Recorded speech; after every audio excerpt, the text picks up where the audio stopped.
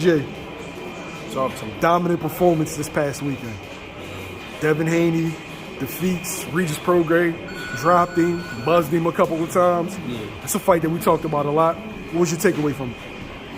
I mean, Dev, you could tell Dev was trying to get used to the 140 pace. And I mean, with how his body was feeling. What people don't understand about boxing, and a lot of different things, your body don't feel the same each fight. So when you're going up in weight, I realized in the first round, movements that he used to making, he didn't have to make. And that's when I was speaking on of the speed. The speed changes that drastically from 35 to 40. I know that he was a step slower than what I'm used to, stronger, but just a tad bit slow. But he was being a tad bit slower because he had to be. He realized I don't have to be so fast. What I mean by that is he was making 2-3 moves before Regis make one move. And it was the first round where they was filling each other out. Dad was trying to see where he could go. You know what I mean? What Regis would go for, what mistakes he'd make. You know what I mean? Second round, he pulled off with that jab, a clean straight right hand, hook it to the body. He touched the body with the straight right hand. And he realized Regis was too slow for him. So then the third round comes, you know what I mean? He's standing dead in front of him. Regis staring at him, he stuck him with the right hand, ended up putting him down. You know what I'm saying? It was just a big difference in class. What we saw was Regis Prograis. All right, you gotta look where he come from. He come from Louisiana, right? It's boxing down there, but it ain't a lot of boxing. Dev, it was born on the West Coast in Oakland or whatever, but moved to Vegas in a pit of boxing at a great time to be learning. He learned from the Judas, he learned from the Mayweathers, he learned from whoever. He continued to learn. He even went to camp with Freddie Roach for a little bit. You know what I mean? A little pre-camp with Freddie Roach. Great idea. Freddie Roach dealt with southpaws for years and then trained one of the best southpaws in Pacquiao. So the way his situation, his camp and everything, the way it was programmed, you could tell it was real thorough because all the moves he made in that ring worked for him. You know what I'm saying? And it was specific for Regis. Regis couldn't get off because Regis didn't go to school.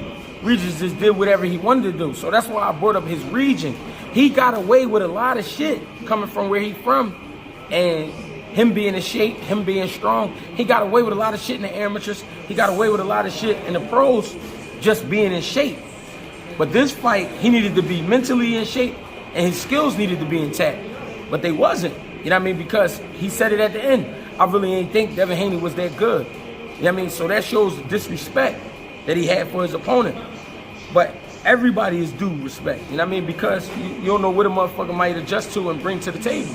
You know what I mean? And Devin Haney, you could tell, studied his opponent because it was nothing that Regis could do. And the reason I'm saying it like that, we used to Devin Haney clinching a lot at times. He barely clinched at all in this fight. You know what I'm saying? And that's due to the speed. 140 is at a speed where he's comfortable. He's at a weight where he's comfortable. So he could actually hurt more people and slow the game down and really get busy on them dudes if they ain't paying attention. Let's talk about that, right? So leading into the fight, his strength and conditioning coach and Regis kept saying, you ain't got no power, you ain't never hurt nobody, you knocked out all bums.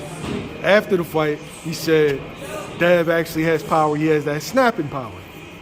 Do you think that that's kind of like the Mayweather effect where guys assuming that a guy can't punch, and then when they get in there with him, it's like, oh shit, damn, he just hit me with some shit. Guys is disrespectful because they judging it off the record, but really, this is a man. One thing my Uncle Butch told me years ago, he said, Greg, always assume a man is strong. The reason being, he's still a man. If he really had that kind of heart, he'll find power. You know what I'm saying? He'll find strength. I mean, yeah, he might not be the biggest puncher in the world, but not everybody is. But what he showed us was, if I put this shit on your chin, you gonna feel it. You know what I'm saying? And people who box and they understand boxing, they really know, like, you can't disrespect people. But Regis he started off wrong with the press conferences. The reason I'm saying that is because he was supposed to play the silent killer. But Bill Haney has a way of getting under people's skin. People hate Bill Haney. but he really just doing what he's supposed to do. He has a product, and his son, he got to move that product. He got to remind y'all, like, I got that hot shit over here. If you want to fuck with it, come fuck with me. I got it. People don't like that. He brought his strength and conditioning coach out, who was good at stirring shit up, but he not the one fighting. Regis is. Bill Haney was getting under their skin so bad, Regis started talking. He started, man, fuck that, I'm gonna hurt that little boy, bro. I'm gonna do this, I'm gonna do that. Yeah, but you taking power. The trick is to get to him first. Power don't mean nothing if you don't touch me. You know what I mean? So what we saw was pure boxing education versus like street style, like some shit like, I'm gonna mix my street style with a little bit of boxing. Now here's another thing. I don't know that, I met that guy, Julian, the guy that was in his corner, in Regis' corner, I met him before. But I don't know him, and I don't want to disrespect him, but I don't know him as far as boxing. I don't know where he came from, I don't know where he got his education from. But for Regis to go to him was like, wow, because you was the same fighter. You was the same fighter. You went in there doing the same shit you always do.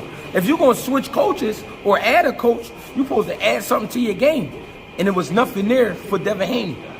Regis do a lot of head movement, right? But while his head is moving, his feet not moving. His legs look strained. It looked like he ran a little bit too much. It looked like he burned his legs out. His legs looked real skinny, you know what I'm saying? And he was straining his legs trying to get to Dev. And there was times he was throwing, Dev wasn't even there. You know what I mean? But, you know what I mean? That's what happened when you got a guy with superior skills. Devin Haney does have superior boxing skills, and Regis is just a rough, rugged guy. And he get away with shit because of his power. But you see the difference when both guys is in shape, both guys on their shit, but one is lacking because he didn't really go to school. You can tell he didn't really go to school. His punch selection is very limited, and it showed.